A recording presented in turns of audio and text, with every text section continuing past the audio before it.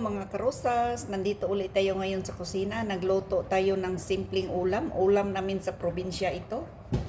Ito ang ginisang papaya. Pang-diet na ulam mga karosas. So, i-slice lang natin ang papaya ng panipis. Tapos, i-fry natin sa olive oil, either butter. Lagyan lang natin ng maraming kamatis, asin at saka black pepper, konting soya sauce pag gusto ninyo. Ganito lang kasimple mga karosas kasi nagpapayat ako ngayon. So laking tulong ito pang paslim. Mas maganda yung medyo may edad na tayo mga karosas, healthy yung pagkain natin. Pero may pinirito akong isda.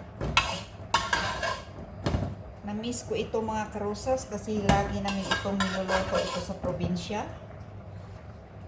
Mama ko magaling magluto nito.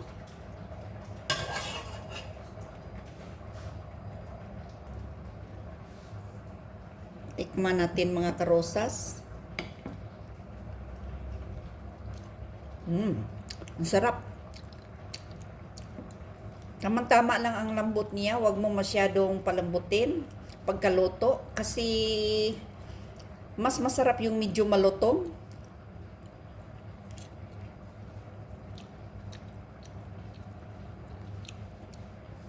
Maasim konti mga karosas dahil sa kamatis. Napakasarap niya.